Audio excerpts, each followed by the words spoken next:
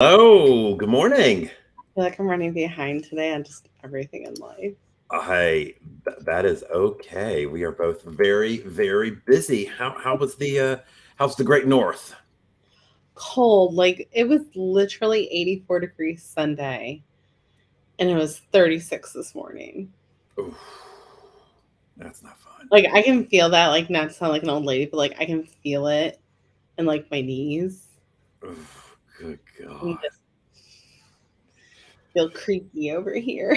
Oh my goodness. Well, since we were running a few minutes late, let's go ahead and get started, guys. It's that time of the week, 11 a.m. on God's time, 10 a.m. in Nashville. We bring you Today in Travel, where we talk about all things in the travel industry. We have some great topics today. So I'm really excited to dig in. If you don't know, I'm Jason Poole. I'm a travel advisor with Cruise Planners, and this is kind of our behind the curtains look at what Haley and I love to talk about, all things travel all the time. So if you don't know, Haley, who are you? What do you do? Why should we trust you? Well, that's always debatable. But my name is Haley. I own the hotel sales support company Hospitality with a Flair, and I write a travel blog because I hate having free time. I love it. Well, that's funny. That is funny. All right. Well, Haley, let's jump in. My favorite topic in the world, resort fees. I if you've been following for a while, you know that I just loathe resort fees. I think they should be illegal. I think they're not customer friendly. Like I hate them. Okay? I hate them. Well, I think Uh it ties into our question of the day later as well. it I does. think, It does. It does. yeah. I hate them. I mean, even President Biden in the State of the Union out of the blue was like, we're going to get rid of resort fees at hotels. And all the Vegas congressional reps were like, wait, what? Like, like what are we doing? What are we doing? Anyway, so there was so Marriott had a 2021 lawsuit, and they settled, and they said we're going to be much more transparent about the resort fees. We're going to include it in the price when you see it, so that way you don't just get to the property and it's like, oh, there's a $75 a day resort fee. Well, the Pennsylvania Attorney General slapped them with a nearly quarter million, it was quarter of a million dollar fine for not complying by their settlement. So, and they're going to have to pay, which I mean, Marriott, $225,000 is not a ton of money for Marriott. But I would imagine if they don't comply, those fees just continue. If they get a 5 million, $10 million fee, that is, they would feel that. So, That's starting to inch in on that. No, and I work with all brands, and I have to say that out of all the websites, Marriott gives me the most trouble. There's no real consistency in layout, so sometimes just when I'm searching for amenities, it's difficult. Um, Not to mention, Hilton does this as well, but there's also the difference between the vanity websites versus the brand.com website. I almost wonder if it's something where it's like it should be an optional, like, yes, because some of like the resort fees I can be like, okay, well, it includes XYZ, right. like couple welcome drinks, like, beach chairs and stuff, like, I could get behind that situation maybe, but I just, I just it's I the don't. question mark. And when I see Wi-Fi as an amenity in the resort fee, I literally want to go like jump off a cliff. Yeah, yeah. That Like it's 2023. yeah, right. I mean, right. Well, so this wasn't an article, but I did in the news. Speaking of amenities, Delta announced they had the biggest spike in Sky Miles membership signups in the first quarter because of the free Wi-Fi on planes. So if you don't know, if you fly Delta, you have free Wi-Fi, and most domestic flights now they're rolling it out internationally. I think by the end of next year, and free Wi-Fi. The caveat is you have to have a Sky Miles account. So they're basically they want an email address, right? Yeah. Um, so I mean it's free, but it's not. You have to give them something. But for you and me, it is truly free. Oh, 100%. And you think about it, like, even those onesie twosies flyers, they're setting up a Sky Mouse thing. They're gonna get those emails like, ooh, Yep. promo I on this flyer. Ooh, discount here. Like, and it's a and, way to market. and that's a hook into like the Delta vacation. So I mean, yeah. So, anyways, didn't mean to get sidetracked on that. So this next one I think is an interesting debatable topic. So, the Royal Caribbean CEO recently said that Nassau consistently ranks in the bottom 10% for customer satisfaction on ports. And I think at a surface level, that kind of makes sense. Okay. I, NASA in general, for a lot of people, feels a little seedy yes, in that port area. it does. But I have now grown to actually like Nassau. It's not like my favorite place in the world, but we've have, Ken Jarvis, one of our admins, he knows a lot of the great spots to go to in Nassau.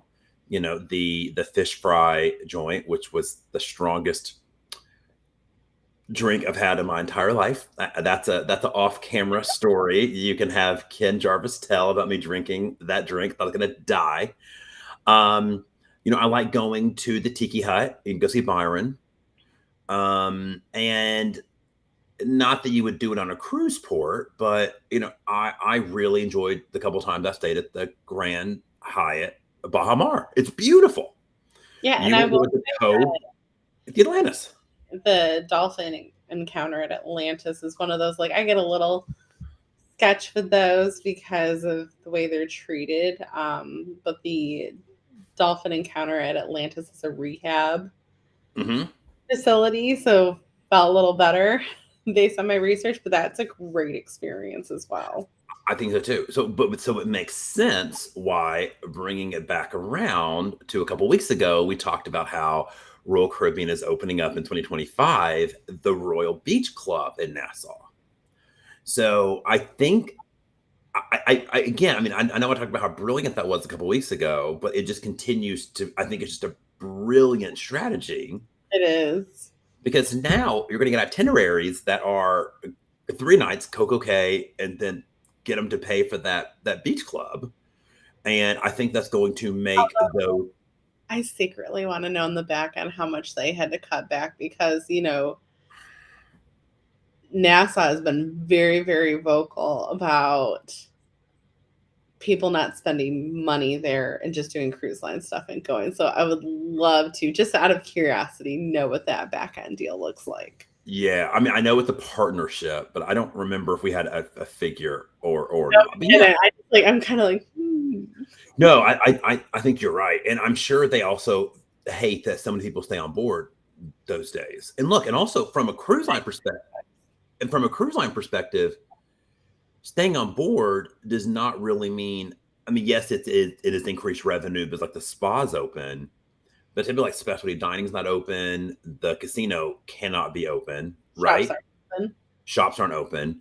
So yes, the spa is open for some on board revenue, but the cruise lines probably are not making a ton of money at the Nassau port either. No, There's not a lot of excursions to purchase. You know what I mean? Like, so I think this really makes sense. And I think that's going to add a lot of value. And all of a sudden, those 7-night Caribbean cruises that stop in Nassau, all of a sudden, in my opinion, are going to be much more enticing, even if you're on another line, because they're opening up that beach club to non-Royal Caribbean guests, a certain percentage of it. it's a little taste. It's marketing. Look, if you're on, you're on Scarlet Lake. Well, actually, they don't stop in Nassau. They're always over at No, they're at Bimini. I don't remember if they do Nassau or not. But let's say you're on Celebrity Beyond, stops in Nassau. That could be a cool day. You know, go to the beach club. Yeah, absolutely. Yeah, yeah. So, anyways, I thought that was just an interesting little take that it was in the bottom 10. So, guys, I know last summer seems really, really far away, but if you can go back in your memory, it was a flight disaster. You remember, Haley? I'd never seen anything like it until the Christmas Day or Christmas Eve fiasco with Southwest. But this was a Really took the cake, though, to be honest. that was I've never seen anything like it. But Dumpster fire. so the Delta CEO came out and said that they are on pace to have just record summer travel. The FAA is already saying we have airport TSA shortages. We have air traffic control shortages, which is kind of frightening. So this summer could be crazy for air travel. So instead of just telling you guys this, what are some things you can do to mitigate this? Or right. So what did we talk about last week? What, Haley? Travel insurance. You have to get travel insurance. You just have to. You absolutely have to. Even if it's domestic, I'm gonna say it. You're fine domestically. It's everywhere. Sorry. I know you get a little about domestic, but I do. But What's no, that? look, I mean, Sounds we saw last year. I don't trust anybody. right. I mean, I if I'd had it summer last year, I would have been able to recoup the the addition, the meals. I mean, I spent thousands. Yeah. And I didn't have travel insurance. So yeah, I mean, definitely lesson learned. Another thing, if you're doing a cruise, you go in at least a day early, if not two, right? If it's just like a once in a lifetime big family trip, maybe you go two, right? It has to depend where you are, like if it's Europe or. I have a trip this summer out of Rome, and I was only going to go in one day early. I'm thinking about changing my plans and going in 2 days early, just to give myself a little bit of breathing room in case something goes wrong. And look, I would enjoy spending a little bit more time in Rome, like I would. Another You're first, right. I enjoyed my evening there when I was there in the fall. But yeah, I would enjoy just exploring it, a little bit more. I've only been twice. So going early, travel insurance. A thing I like to do, we've talked about this before. So I use the app Flighty on my iPhone. I love that app, Flight Tracker. I love one of our past tips of the day, and what we found is that, even delays and stuff, when we were in New York, you gotta on Flighty first before it even hit the Delta app. I did. But what Flighty has on there too, this was the tip of the day once, it has an alternate button, alternatives. And so it will look up other flights. You can either say across all airlines or just in your alliance. And so, not that you plan to book it right then, but I always like to look at that when I'm traveling, just to have an awareness of what's going on. Oh yeah, I start that like a couple days before. I kind of like search, especially when I'm looking on breaks or for something in the summer. I'm always kind of just looking. Right.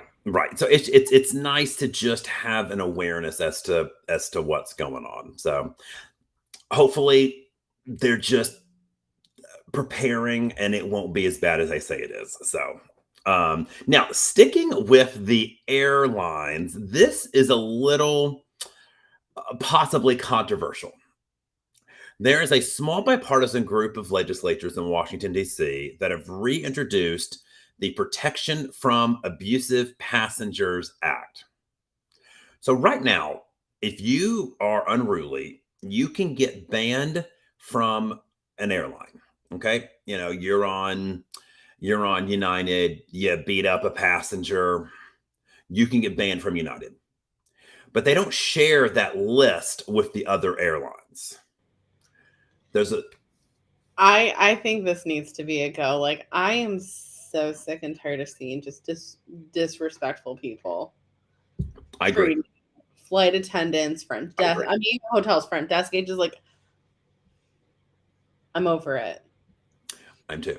Now, I do hope there is a way there's a line between being upset and having meltdowns, and then like you've seen the videos of these people that are throwing things and just being complete and utter lunatics. I agree. So I do have a fear that if a flight attendant or an airline worker is having a bad day and you are arguing a case, even in a polite way, what happens if they throw you on the no-fly list, right? So there have been some concerns about you have to be notified quickly. There has to be a very speedy appeals process, like Yeah, it needs to be very explicit parameters put in place too. right. Or think about names. Like, I mean, how many Jason Pools are there? There's a lot of Jason Pools, a lot. Like, it's a very common name. And what if I get flagged and someone else did? You know what I mean? Like, so there is that concern. I like this idea. I like it a lot. I just think we need to make sure that there are ways to appeal quickly. But think about if I got put on the list accidentally and I was flying in, a week to Rome. Like, think about how devastating that would be. It'd be awful. It would be absolutely awful. So hopefully this goes somewhere. If we can work on some of the kinks, I like it. I think it's a really good idea. So before we get to the question of the day, I wanted to say thank you. A bunch of people on my Facebook are typing in and they're watching. Anne, or a couple Anns, Emmy, Jan, good to see you there. Looks like Pam's Southwest is currently on the ground, freeze. Yes, someone posted that on my Facebook as well. So, Wendy, you want to do the icon? Yeah, we have 1 or 2 spots open. So I will chat with you when I get off the broadcast. Yeah, and we got Cruising Q, Beach Bum Dave, Pam. Hello, everybody. Hello, everybody. Okay. The question of the day. So why are the hotel giants getting in on the all-inclusive game? Haley, you tell me. Because all-inclusive is the way to give the client a value add, but also allow you to cram a lot of things into one price. Yep. It makes it simple for the client. Like, when I set up a corporate meeting planner package, I give the client a simple per person price, and I'm able to back money out of it. So even though I have a third party that caters, I add a few bucks into my catering per person cost and make money off of facilitating that. Right. So it's convenience to the client while allowing you to pad in whatever you need to pad in and spread out anywhere. And it also, if the if the food and the drink offerings are good, it keeps people on property and be likely to rebook. Think about, I'm not going to name names, but like when you and I were at our all-inclusive, which I think was like 2 years ago this week, actually. Yeah, roughly right now. Roughly right now, but I think I got an alert about it on Facebook. We did not find the food offering, especially in the evenings, very appealing, right? So we left, right? So we left, and we went down to Playa, had a great time. So I would just stay, Yeah, and I mean, and if you think about it, these big brands were missing out on the longest time because some people don't want to go do the resort fee, pay by meal. They want just kind of like with cruising, you want to know the price and then be done with it by the time you get there. I agree. A lot of these travelers were giving up that loyalty to go to a Riu or, Breathless and all these things. And now they can keep more of that money in-house, and then it gives the client that illusion, because we've been to all-inclusives, and they are, the ones that I've been to are extremely inconsistent. I never found the food to be like great either, or the drinks to be like astonishing. And when you add like Hyatt behind the name, when you add Marriott behind the name, it gives a little bit more of that, okay, this can't be, crappy, it's Hyatt. Right. No, I agree 100%. Like, I would be more likely to try an all-inclusive now, like at a Secrets, right? And it's the same thing like Ritz going into yachts. Right.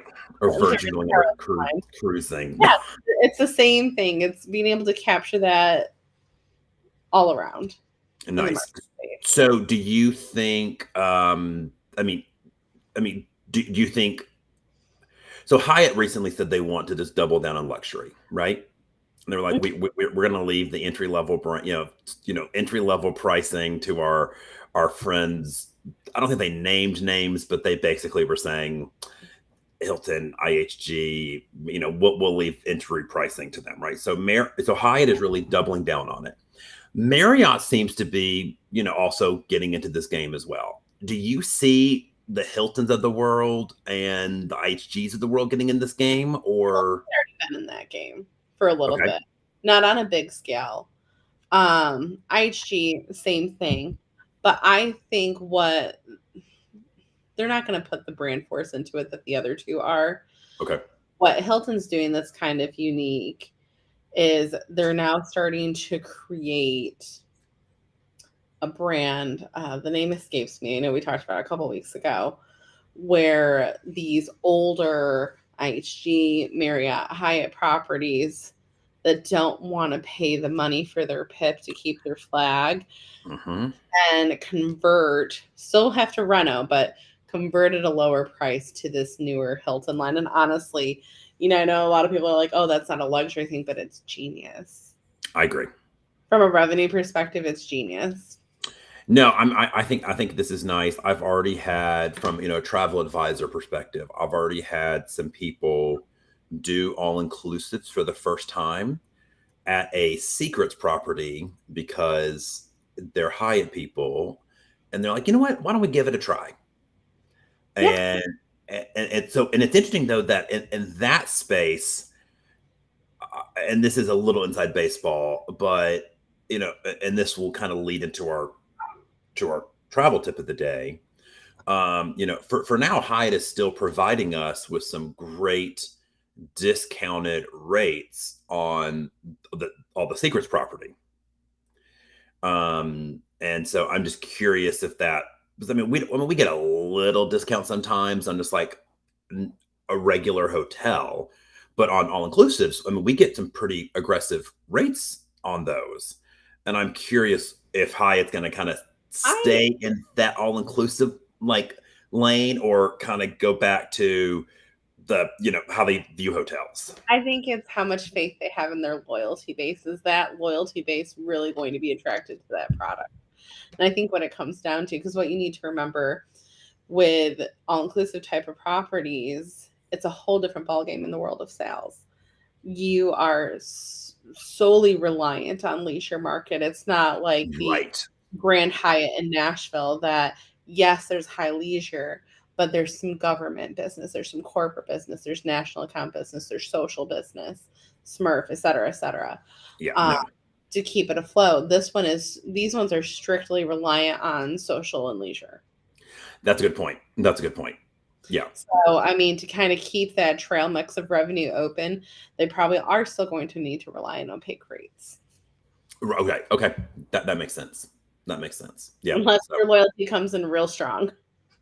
Right. But like to your point, how many top status Marriott, Hyatt people, etc., are only there because their company, they're traveling, right? They got that status because they are road warriors. And as much as hotels hate the opaque rates and stuff like that, it's still marketing to get your name out there. And then it's up to the hotel or resort itself to provide that experience. Be like, hey, I saw that you booked with booking.com this time. If you like it and you come back, you have somebody raving about it. When you come back, you should book through here directly, because then you get points and you can start earning free nights here. Right. So, but not everybody has that. Get off my soapbox here. No. Look, it's what value. So like so like when I went to the when I went to the Thompson Playa, right? I'll be honest, transparent. I went with a friend. I booked his room as a travel agent, saved him a good amount of money on his room. I booked mine with Hyatt.com. It was the Thompson because I wanted the points. And it's just what matters to you most. Yeah, and it wasn't a huge difference. I remember you talking about it. It was like $100 or something. And that's the thing. Spending that $100 there, getting me X amount of points based on my bonus, because especially me having like top tier for Hilton and Marriott, I'm getting 100% bonus on what I pay. Right. But not everybody is point hunting. The person that does one trip a year, I get it, right? 100%. Like it's what matters to you. What kind of traveler are you? And So that's a great segue into the tip of the day, I think. I do It's too. how to find trusted travel sources. Now, this isn't just website, this is bloggers, this is vloggers. Um, and there's a couple things I think that is very important to keep out for. So in the vlogger world realm, I see a lot of travel influencers. I know people like to stick their nose up. I mean, I kind of even get a little if with the terminology, because there's a big difference in people that do it well and people that do it to just rack up as many affiliate codes as they want. Right, I agree. I I get agree. it. They're making videos, they're putting in the hustle. Like, you want to get paid for what you do and do what you love. But I see a lot of travel influencers that'll have affiliate codes for like Expedia, Booking.com. I even had one on TikTok that was using an Agoda affiliate link and recommended this trip that I happened to look at because I thought the hotel was cool. It was in Thailand. It was an elephant sanctuary. Yeah, yeah. And I went to the website to check what the direct price is for the dates, and it's sold out completely. And it's just giving this inappropriate advice that could really screw somebody just because you have, affiliate links and you're trying to make money. But, in that same turn also, there's, people that'll book through something like that. They're not getting help, that then turn around and I feel so bad. And this is not to sound crass, like I don't appreciate the people that follow me and engage with my content. But, I'll get messages all the time about things that I've already written articles on and made videos on. Right. And me being a people pleaser, working in hospitality, I want to answer that. But like at the same time, I'm so busy in hotels writing content, and to stop and, recopy something that I've already done is kind of hard because people sometimes don't, like want to take the time to do that, but it's okay for me to take the time. It's hard because I love it, but at the same time, like sometimes I'll forget about it because I'm so busy and then I feel bad. And, that I think that also goes for people that book trips with, Expedia or Costco, they book through there. And I mean, you're not my only travel agent friend that I know and converse with. And people constantly tell me how they get messages from people that book through Costco asking all these questions. And I mean, and that's something that, these great travel agents, like the great ones, spend time making. So they're just answering stuff for free instead of answering other emails and doing other things that generate revenue. All magic comes with a price. If you booked that Costco rate and you have a question, you need to call Costco. Or, when you vet out your travel agents, if you're picking a travel agent that specializes in all inclusives and you're wanting to do a world cruise, that's not the best choice. And, like, I feel so kind of like bad and triggered a little bit with this because I'm not trying to sound like I don't appreciate the questions. And of course, I'm always here, but it's that having your cake and eat it too and trying to be mindful around that. Sorry, this soapbox is real tall today. I agree with every word you say. I mean, I think it doesn't take much to say you're a travel blogger, say you're a travel agent. It's not a hard field to get into, right? And like with all things, not everybody is created equally, right? I mean, and I think about even where I am now versus where I was 5 years ago.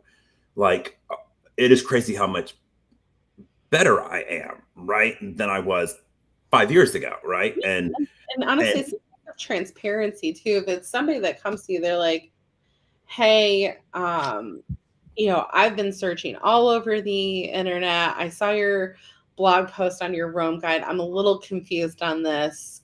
Can you answer that? It's a right, totally different situation. I agree. Totally different thing. So, how do you find a trusted travel source for your trip planning, Haley? So I always, and I think we've talked about this before, like I interview and ask the questions. Yep.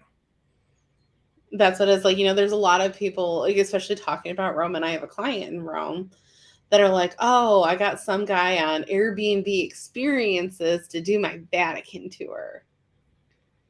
To actually do the Vatican tour first off, legally and get the most out of it, you have to have a license guide. Like Rome requires your guide. Like they have to take an exam.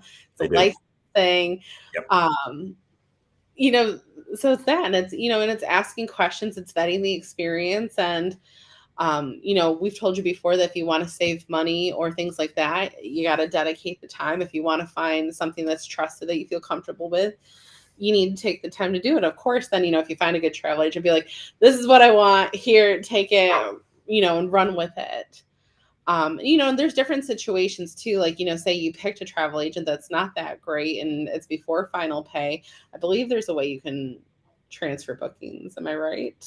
Yeah. I mean, yeah. So travel agents can transfer to other travel agent if the agent agrees. And I've had it happen where a cousin's gotten in the industry. I'm like, hey, can my cousin get the booking? And I'm like, sure. You know, I'm not going to be a jerk about it. Now, I've had situations where I had an exclusive rate and they've asked me, I'm like, there is actually no mechanism for me to do that. Right. You can't do that. I was like, I can cancel it and you can book it again. But if I have an exclusive rate, which I'll be honest, a lot of my bookings lately are exclusive rates. Right. I mean, Cruise Planners is really, we had some internal changes and it has just benefited immensely.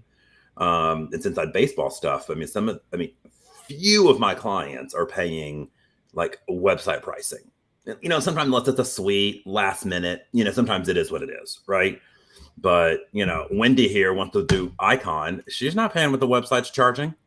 I mean, she's going to save half what the website's charging. Okay. And that comes into it. I know we've talked about it. Like, there's going to be times like Costco's cheaper than something you have. Yeah. Yeah. And that's okay. That's great. If that's what, you know, we talk about what's important to you, that's great. If you're very price cautious, book that Costco rate. Just know that Costco is not available 24/7 on a Saturday travel day at 6 p.m. And Jason is on his phone saying, hold on, Haley, hold on. I got to answer this. I mean, my friends in Nashville used to be annoyed by it, but now they're just like, that's just Jason. I mean, that's what I tell people. Like, I work in hotels. It's 24/7, 365. It is. It is what it is. You know, like I'm a lot better at trying to delegate what's a true emergency and what's not.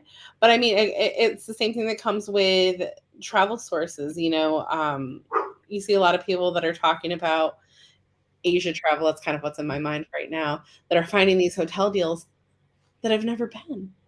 Right. It's like, you know, I mean, I can give you my best recommendations, best on, you know, on things that I haven't traveled to based on what I've researched, because there's a lot of places I want to go. Sure. Like, but I haven't been. And I wouldn't think to write an article or give that experience based on something I haven't done myself.